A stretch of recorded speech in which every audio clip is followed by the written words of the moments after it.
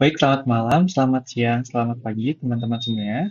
Dengan perkenalkan, saya Fadila Budi Adiansyah dengan NIM G002414 dari kelompok AL8. Kali ini saya akan memaparkan tentang laporan anatomi blok 2.2 dengan materi blok kardiorespirasi. Baik, kita mulai di topik yang pertama, yaitu tentang traktus respiratorius superius. Apa saja yang ada di traktus respiratorius superius? Secara umum, traktus respiratoris itu dibagi menjadi dua, yaitu traktus respiratorius superius dan juga traktus respiratorius inferius. Nah, traktus respiratorius superius itu terdiri dari organ-organ pernafasan yang letaknya di luar kafum toraks, sementara traktus respiratorius inferius merupakan organ-organ pernafasan yang terletak di dalam kafum toraks. Nah, yang pertama itu ada nasus. Nasus atau hidung merupakan bagian yang paling atas dari sistem respiratorium. Dia terdiri dari nasus externum, kafum nasi, dan beberapa sinus paranasalis di sekitarnya. Pertama, kita akan membahas tentang nasus. Nasus eksternus itu tersusun atas osa, ada tiga osa, yaitu osa nasal, os maksilar, dan juga os frontal. Dia juga tersusun atas cartilago, ada proses lateralis cartilago septinasi, cartilago alaris mayor, dan juga cartilago alaris minor, dan juga cartilago septinasi. Berikutnya ada tentang kafum nasi. Kafum nasi atau rongga hidung merupakan suatu ruangan yang berbentuk baji yang memanjang dengan basis di inferior yang besar dan sebuah apeks di superior yang sempit. Dia ada dua apertura. Apertura yang pertama itu nares, yaitu apertura nasalis anterior, dan juga coana, atau apertura nasalis posterior. Nah, nares itu menghubungkan kafum nasi dengan bagian inferior, nasus externus, dan lingkungan luar, sementara coana itu membuka ke dalam nasofaring. Nah, di kafum nasi memiliki tiga regio. Yang pertama itu ada vestibulum nasi, merupakan ruangan di bagian dalam naris yang dibatasi oleh kulit dan terdapat rambut yang berfungsi menyaring udara yang masuk. Juga ada regio respiratoria, yaitu bagian terbesar dari kafum nasi, mempunyai banyak suplai neurovaskular, dibatasi oleh epitel respiratorium bersilia dan mucosel. Sementara yang ketiga ada regio olfaktori, atau regio kecil terdapat di apeks kafum nasi dan dibatasi oleh epitel olfaktorium yang berisi reseptor olfaktorium. Berikutnya adalah kita bahas tentang septum nasi dulu. Septum nasi itu ada di sini gambarnya. Septum nasi itu tersusun atas cartilago septinasi, os vomer, lamina, perpendicularis os ethmoidal, spina nasalis os frontal, os nasal, crista nasalis os maxillar, dan juga os palatinum. Nah, apa sih septum nasi itu? Septum nasi itu merupakan dinding di medial yang memisahkan kafum nasi dextra dengan sinistra. Nah, terus juga ada dinding lateral. Nah, dinding lateral itu letaknya di bagian samping-sampingnya. Nah, dinding lateral kafum nasi ini memiliki tiga lengkungan tulang yang bertingkat atau disebut juga konka. Nah, ada konka nasalis superior, nasalis media, dan nasalis inferior. Nah, sebenarnya konka nasalis menjadi kafum nasi, maksud saya konka nasalis membagi kafum nasi menjadi empat saluran udara, yaitu recessus sphenoethmoidal, meatus nasi superior, meatus nasi inferior, dan juga meatus nasi media. Berikutnya adalah sinus paranasalis. Nah, sinus paranasalis itu ada empat, itu sinus maxillaris atau disebut juga antrum femori, sinus frontalis, sinus ethmoidals, dan juga sinus sphenoidal. Nah, apa sih itu sinus paranasal? Sinus paranasal adalah sekelompok rongga di dalam tulang kraniofasial yang berhubungan dengan konformasi melalui ostium. Sinus paranasal berisi udara dari bagian pernafasan rongga hidung ke dalam kranium. Dia fungsinya untuk mengurangi berat relatif tengkorak, meningkatkan resonansi udara, sebagai penyangga terhadap trauma wajah, melindungi struktur yang sensitif dari fluktuasi suhu yang cepat di hidung, melembabkan serta menghangatkan udara inspirasi, dan juga berperan dalam pertahanan tubuh. Nah, sinus paranasal ini bermuara di beberapa tempat. Yang pertama itu recessus sphenoidal, itu nanti terdapat muara dari sinus sphenoidal. Terus juga di meatus nasi superior itu terdapat muara dari selula ethmoidal posterior. Di meatus nasi media terdapat beberapa bangunan. Yang pertama itu ada bangunan bulla ethmoidals yang berbentuk kubah, yang merupakan muara dari selula ethmoidal media. Terus ada hiatus semilunaris, yang merupakan saluran melengkung di bawah bulla ethmoidal, yang merupakan muara sinus maxillaris. Infundibulum ethmoidal, yaitu di ujung anterior hiatus semilunaris, merupakan muara dari sinus frontalis dan selula ethmoidal anterior. terus ada processus uncinatus yang merupakan batas bawah dari hiatus semilunaris. Terus di meatus nasi inferior nanti terdapat muara dari ductus nasolacrimal, di mana ductus nasolacrimal itu mengalirkan air mata dari saccus conjunctivalis oculi, dan ductus ini berawal dari ujung inferior saccus lacrimal pada dinding anteromedial orbita. Berikutnya akan kita bahas mengenai neurovaskularisasi dari nares atau hidung. Nah, neurovaskularisasinya dia berasal dari arteri carotis interna externa, di mana cabang dari arteri carotis externa itu berubah menjadi arteri sphenopalatina, arteri palatina mayor, arteri labialis superior, dan juga ramus lateralis nasi. Sementara cabang dari arteri carotis interna nanti berubah jadi arteri ethmoidalis anterior dan juga ethmoidalis posterior. Nah, vena-venanya itu namanya sama berdampingan dengan nama arterinya. Terus habis itu perlu diketahui di bagian depan septum nanti terdapat anastomosis dari cabang-cabang arteri facialis, ada arteri labialis superior, palatina mayor, sphenopalatina, dan ethmoidalis anterior. Dan nanti akan membentuk plexus yang cukup dekat dengan permukaan yang disebut plexus Kieselbach, di mana pada plexus ini merupakan tempat paling sering terjadi epistaktis atau mimisan. Sedikitnya inervasi. Inervasinya pertama tuh sensorik penciuman, itu ada nervus olfactorius atau nervus nomor 1. Terus sensorik umumnya ada cabang dari nervus ophthalmicus, ada nervus ethmoidal anterior, dan juga ethmoidal posterior. Terus ada juga nervus nasopalatinus yang merupakan cabang dari nervus maxillaris atau cabang dari nervus maxillaris. Sementara nervus otonomnya ada nervus facialis dan juga nervus maxillaris. Berikutnya akan kita bahas mengenai faring. Nah, faring itu suatu saluran fibromuskuler sepanjang 12-14 cm yang menghubungkan kafum nasi dan juga kafum oris. Nah, faring sendiri nanti terbagi menjadi tiga bagian, yaitu ada nasofaring terletak di setinggi PC12, terus juga ada orofaring setinggi VC23, dan juga laryngofaring setinggi VC3-5. Nah, nasofaring itu letaknya secara psikologis VC1 sampai 2, fungsi untuk respirasi, dan di sini terdapat bangunan-bangunan seperti koana, nocte, tonsilla faringea atau adenoid, terus ada juga torus tubarius, torus levatorius, dan juga recessus pharyngeus. Sementara di orofaring itu letaknya setinggi VC2 sampai VC3, dia itu fungsinya untuk proses pencernaan. Nah, dia itu ada bangunan-bangunan khusus seperti isthmus faucium, arcus palatoglossus, arcus palatopharyngeus, fossa tonsillaris, dan juga tonsilla palatina. Sementara di laryngofaring, nanti letaknya setinggi VC3 dan juga sampai VC5, dia ada fossa piriformis yang merupakan tempat untuk benda-benda tajam, dan juga aditus laringis yang merupakan pintu masuk menuju laring. Nah, neurovaskularisasi untuk faring nanti di bagian atas itu berasal dari arteri carotis externa, nanti ada arteri maxillaris yang bercabang menjadi ramus pharyngeus arteri palatina descendens, juga arteri facialis nanti akan bercabang menjadi ramus tonsillaris dan arteri palatina ascendens, terus juga nanti akan bercabang lagi menjadi arteri pharyngea ascendens, dan juga ada arterial lingualis. Sementara di bagian bawah itu berasal dari truncus cervicalis artery subclavia, dia merupakan arteri tiroide inferior yang bercabang menjadi ramus pharyngealis. Nah, tonsilla palatina mendapat suplai darah utama dari ramus tonsillaris arteri facialis. Nah, venanya itu ada plexus vena pharyngealis yang mengalir ke plexus pterygoideus di superior dan ke vena facialis serta vena jugularis interna di inferior. Inervasinya, dia diinervasi sensorik oleh plexus pharyngeus dari nervus glossopharyngeus dan juga motoriknya dari plexus pharyngeus dari nervus vagus. Berikutnya kita bahas mengenai laring. Laring itu merupakan saluran pernapasan, sphincter, dan organ fonasi yang membentang dari lingua hingga trakea. Laring merupakan saluran yang fleksibel saat proses menelan.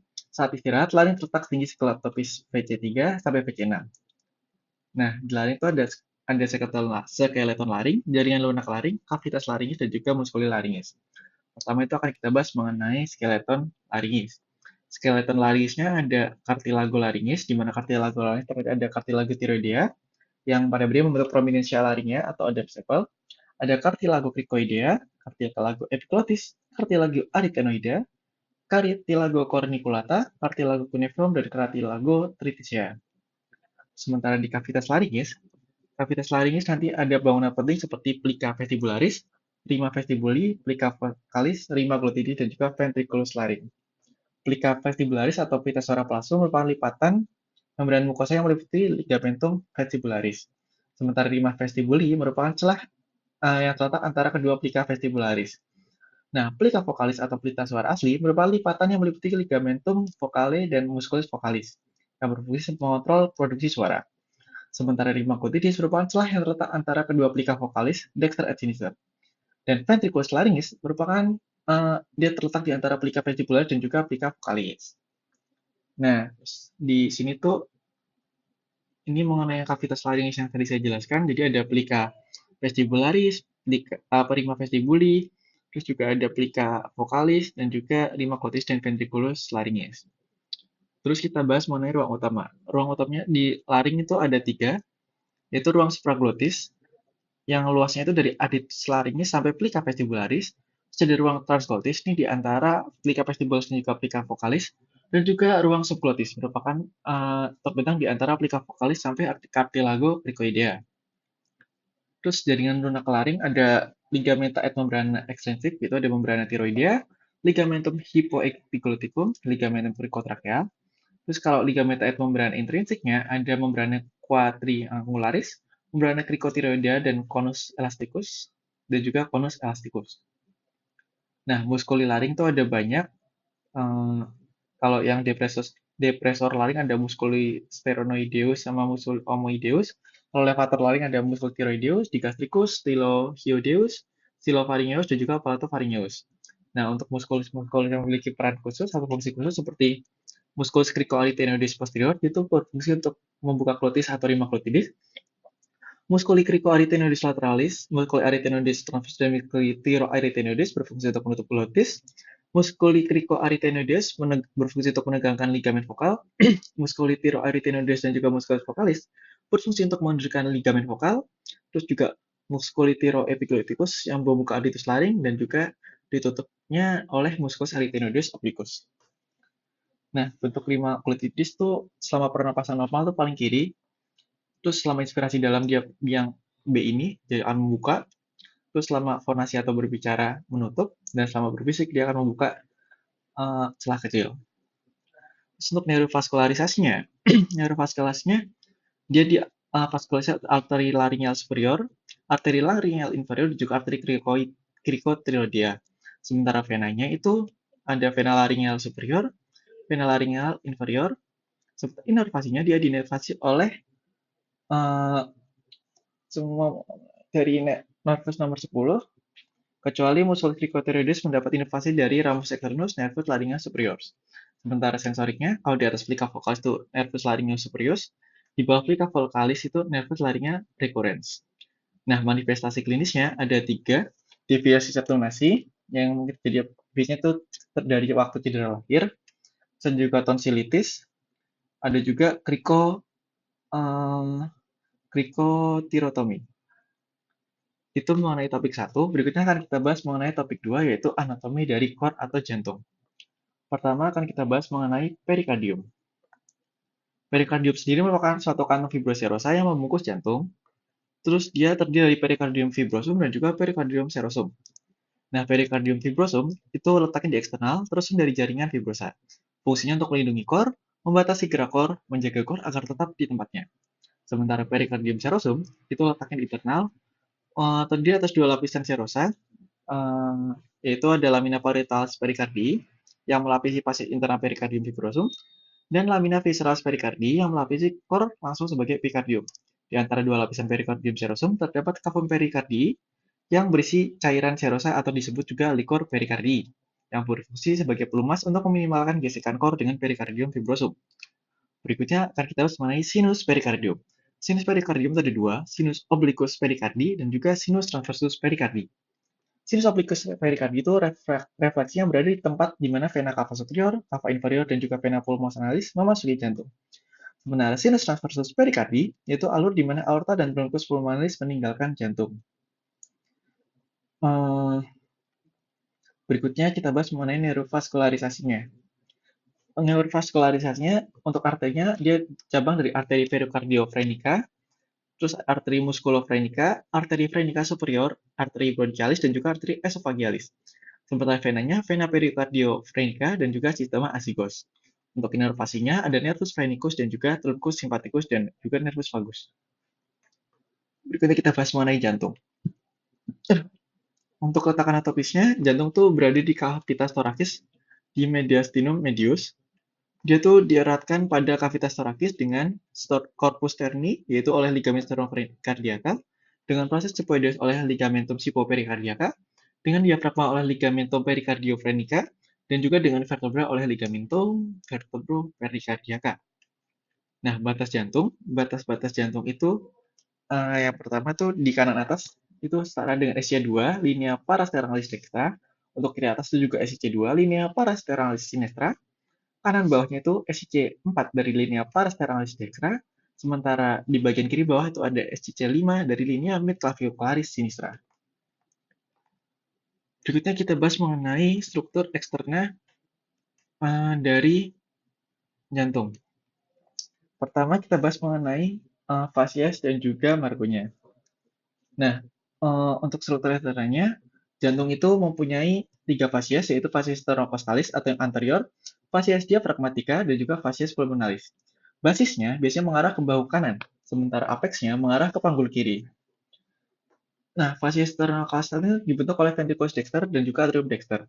Sementara fasies diafragmatica itu dibentuk oleh ventriculus dexter et sinister, dipisahkan oleh sulcus intraventricularis posterior. Sementara fasies pulmonalis itu dibentuk oleh ventriculus sinistra yang bentuk impressio cardiaca pada fasies medialis pulmo sinister dan atrium dexter untuk pulmo dexter. Berikutnya adalah ruangannya, Ruangan jantung itu ada 4, ada atrium dextrum, atrium sinistrum, ventriculus dextrum, dan juga ventricularis sinistrum. Yang mana detailnya akan kita bahas setelah ini. Pertama-tama kita bahas dulu mengenai skeleton cordis. Nah, skeleton cordis itu berperan sebagai isolator agar potensial aksi yang terjadi pada atrium dan ventricle terjadi secara terpisah sehingga kontraksi ventricle dan atrium dapat terjadi secara berurutan. Dia fungsinya untuk tempat melekatnya miokardium yang merupakan sebagai kerangka dari core, tempat pelekatan cuspis atau katup jantung, dan juga isolator impuls antara atrium dan ventricle yang tadi saya jelaskan. Dia terdiri atas annulus fibrosus, trigonum fibrosum, dan pars membranaceae, septum interventricular, interarterial, dan juga arterioventricular. Nah, skeleton cordis yang pertama ada annulus fibrosus. Dia merupakan 4 cincin fibrosa yang mengelilingi 2 ostium anterioventricular, orifisium aorta, dan orifisium truncus pulmonalis. Ada annulus annulus anteriventricular dexter berada di sekitar valva tricuspidalis, annulus anterioventricularis sinister berada di sekitar valva mitralis, dan juga annulus valva aorta yang merupakan cincin aorta berarti berada di sekitar valva aorta, dan annulus valva truci pulmonalis berada di sekitar valva pulmonalis. Sementara trigonum fibrosum merupakan daerah penebalan jaringan yang menghubungkan antara annulus trigonum fibrosum dextrum itu terletak di antara annulus fibrosus valva alta dan annulus anterioventricular dextra. Sementara trigonum fibrosum sinistrum dia antara annulus fibrosus valva aorta dan juga annulus anterioventricular sinistra. Kita bahas untuk struktur interna dari core. Pertama ada atrium dexter. Dia memiliki bagian halus yang disebut sinus venarum cavarum dan bagian kasar yang disebut musculus pectinati. Nah, pada bagian superior nanti dia itu akan membentuk suatu bagian yang disebut aureola dextra terus juga si antara bagian halus dan bagian kasar ini dipisahkan oleh crista terminalis dan di bagian luarnya akan membentuk alur disebut sulcus terminalis. Nah, aureola dextra merupakan otot berbentuk kerucut kecil yang merupakan fleksi dari atrium dextrum. Terus di atrium dexter ini terdapat fossa ovalis dan juga limbus fossa ovalis yang merupakan obliterasi foramen oval yang berada di septum interatrial. Nah, apa itu septum interatrial? Itu septum yang memisahkan atrium kanan dan kiri. Saat fetus, saat ini terdapat sebuah lubang yaitu foramen oval yang akan mengobliterasi menjadi fossa ovalis. Terus ada juga ostium ave dextra yang berhubungan dengan ventriculus dexter, ostium sinus coronaris yang nanti ada valvula tebesi, dan juga ostium vena cava inferior yang ada nanti valvula eustasi. Terus habis itu kita bahas mengenai ventriculus dexter. Ventriculus dexter adalah satu ruangan kasar yang terbuat dari trabecula carne. Dia terdapat tiga jenis trabecula carne. Yang pertama ada musculus papillaris, ada trabecula septomarginalis yang dimana terdapat bundle of fish, dan juga rigi yang biasanya menonjol di bagian dalam. Di ventriculus dexter juga terdapat ostium truncipulmonalis.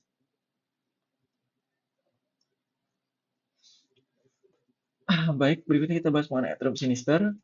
Atrium sinister terdiri atas sinus venorum cavarum dan juga auricula sinistra. Terdapat pula ostium ave sinistrum yang menghubungkan dengan ventriculus sinistrum. Ada fossa ovalis dan juga valvular fulminis.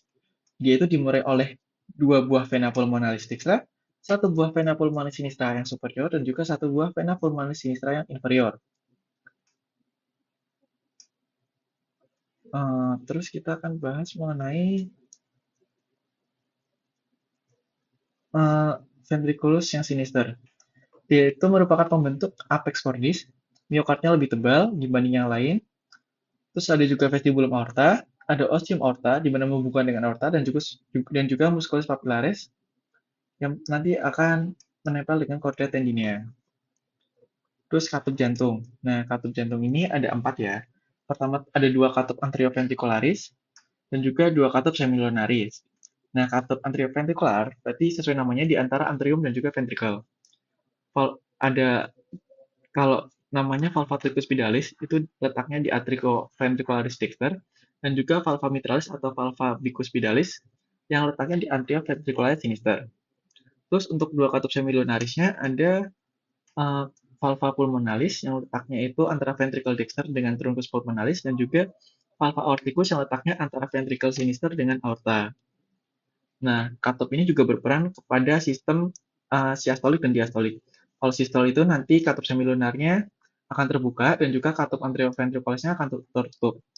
Yaitu ketika ventricle berkontraksi untuk memuat darah keluar jantung. Sementara diastolik itu kebalikannya. Yaitu ketika ventricle relaksasi dan terisi dari atrium.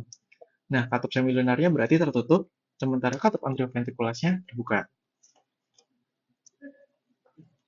Terus berikutnya akan kita bahas mengenai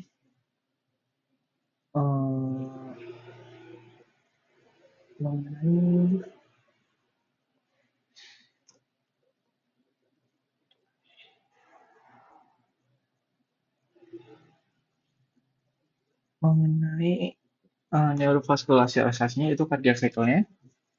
Nah, peredaran darah itu melalui jantung ada yang jantung kanan yang itu yang sisi biru itu merupakan pompa untuk sirkuit paru, sementara jantung kiri yang sisi merah itu adalah pompa untuk sirkuit sistemik. Nah, siklus jantung kan terdiri dari diastol, yaitu relaksasi dan mengisi ventricle, dan juga siastol yang merupakan ventricle kontraksi dan juga pengosongan. Gampangnya untuk aliran darah jantung itu darah dari seluruh tubuh masuk ke atrium dextra melalui vena cava superior dan juga inferior. Dia akan masuk ke valva tricuspidalis dan juga masuk ke ventricular dextra. Terus valva pulmonalis terbuka masuk ke pulmo melalui truncus pulmonalis. Terus habis itu darah yang kayak akan O2 masuk lagi ke lewat atrium sinistra melalui vena pulmonalis dextra sinistra. Terus valva mitralis terbuka masuk ke ventricle sinistra. Terus habis itu valva aortanya terbuka, dia akan mengalirkan darah ke seluruh tubuh. Terus untuk neurovaskularisasinya, jadi nanti neurovaskularnya untuk jantung itu dari aorta akan bercabang ke arteri koronaria yang nantinya akan ada koroner dextra dan juga koroner sinistra. Kalau koroner dextra itu akan memvaskularisasi ramus nodus SA, ramus marginalis dextra, juga ramus interventricularis posterior atau PDA. Terus juga nanti arteri koronaria sinistranya akan memvaskularisasi ramus circumflexus yang nanti akan memvaskularisasi juga ramus marginalis sinistra. Sementara nanti arteri koronaris sinistra juga memvaskularisasi ramus intraventricularis anterior atau LAD yang nanti akan melanjutkan vaskularisasinya ke rami lateral. Nah, untuk venanya, mayoritas vasa venosa pada kor bermuara pada sinus coronarius menuju atrium dextrum. Nah, sedangkan vena cordis minime nanti akan bermuara langsung ke atrium dextrum melalui foramina venarum cavarum. Inervasinya itu yang autonom diperankan oleh plexus cardiacus, sementara serabut simpatiknya nanti akan berasal dari ganglion cervical dan juga ganglion thoracal, Sementara serabut parasimpatisnya itu berasal dari nervus vagus. Nah, inervasi sensoriknya nanti oleh serabut eferen. Terus kita bahas mengenai konduksi jantung.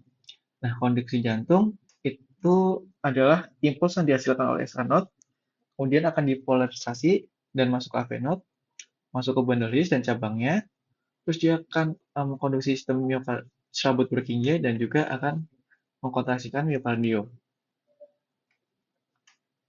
Nah, SA node itu apa? SA node itu disebut juga pacemaker, dia di sebelah muara dari uh, ventricle, maaf, dinding atrium dextrum, terus juga AV node itu di sekitar septum atrioventrikular, sementara bundle His atau AV bundle itu berjalan di pars membranesium septum interventrikular, kemudian bercabang menjadi crus dextrum dan sinistrum. Terus untuk klinisnya untuk klinis kongenital itu ada 4.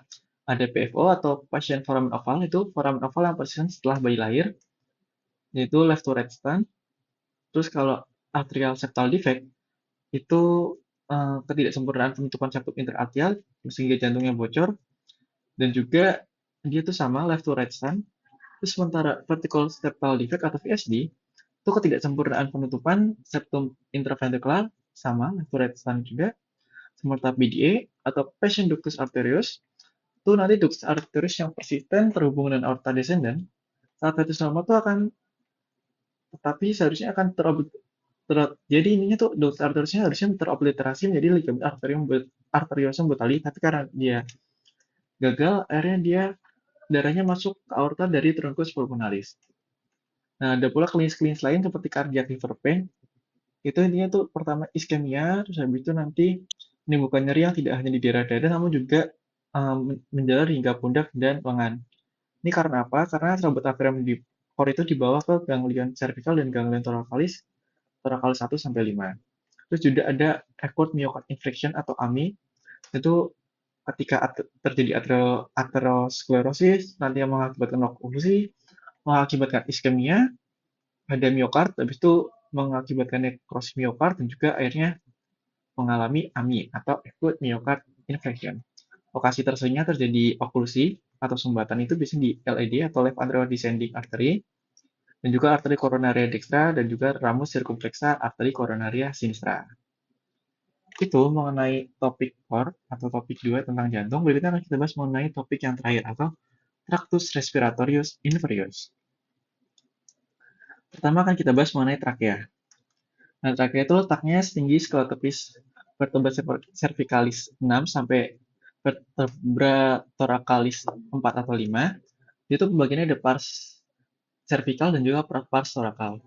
Dia tersusun atas cartilago trachealis, ligamentum annular trachealis, dan juga musculus trachealis, serta jaringan pengikat elastis. Nah, ada bangunan penting. Bangunan pentingnya pertama itu bifurcatio tracheaca atau percabangan trakea menjadi bronchus primarius dextra et sinistra yang setinggi vertebra thoracalis 4 atau 5, dan juga ada carina yang merupakan penonjolan pada bifurcatio trachea yang fungsinya sebagai reseptor batuk dan juga reseptor iritan. Nah, neurovaskularisasinya, dia itu divaskularisasi oleh arteri tiroid inferior, terus venanya itu dari vena laryngeal inferior yang akan gabung ke plexus thyroideus dan juga vena laryngeal inferior. Sementara inervasinya ada simpatisnya oleh truncus sympathicus, sementara parasimpatisnya oleh nervus vagus dan juga nervus laryngeal recurrens. Berikutnya ada bronchus.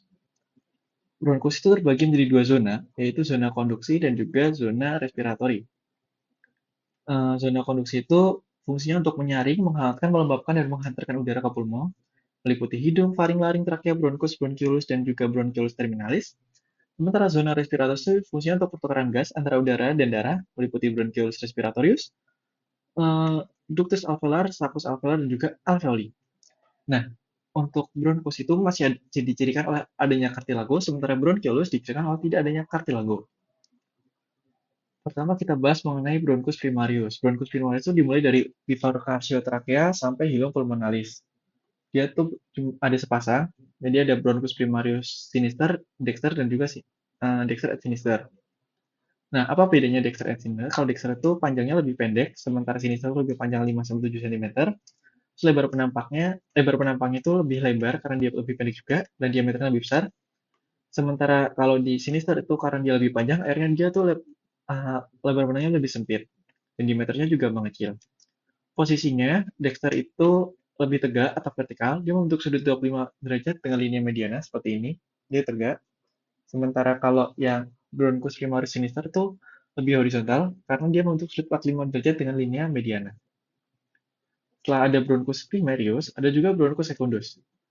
Itu perbedaannya, kalau Bronchus secundus yang Dexter itu dia ada 3 sesuai dengan jumlah lobus di pulmo Dexter, sementara sinister ada 2 sesuai jumlah lobus di pulmo sinister juga. Itu letaknya secara psikolotropis itu pada vertebra thoracalis 5 ketika masuk di pulmonisnya, sementara yang sinus itu di vertebra thoracalis 6.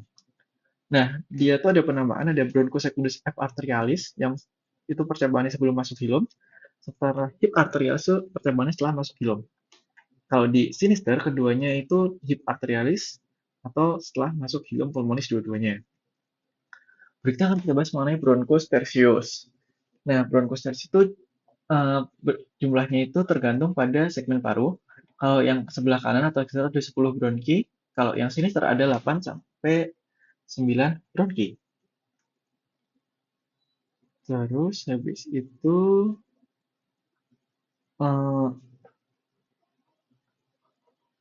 bronkus itu akan bercabang menjadi bronchiolis yang tidak memiliki cartilago. Ya, bronchiolos akan bercabang menjadi 4 sampai 5 bronchiolos terminalis. Nah, bronchus terminalis akan bercabang menjadi bronchiolos respiratorius dan akan bercabang lagi menjadi ductus alveolaris, subalveolaris, dan juga alveolus. Nah, berikutnya kita bahas mengenai pulmo. Pulmo itu ada umum ada basis, apeks, terus ada 2 fases dan 3 margo. Basisnya itu berada di atas diafragma, sementara apexnya itu terletak di atas kosta 1 dan masuk ke dasar leher. Untuk fasesnya ada 2 fases, ada fases costalis yang menghadap ke kosta dan juga fases mediastinalis yang berbatasan dengan mediastinum. Margonya ada 3, margo inferior yaitu bertepi tajam dan memisahkan basis pulmo dengan fases costalis, serta juga margo anterior et posterior yang memisahkan fases costalis dan juga fases mediastinalis. Nah, pulmodexter itu ada 3 lobus, lobus superius yang setinggi SIC 2, lobus medius yang setinggi SIC 4, dan juga lobus inferius setinggi SIC 6. Dia terdiri atas 10 segmen bronchi tertius. Terdapat pula visura oblique pulmonis dextra dan juga visura horizontalis pulmonis dextra.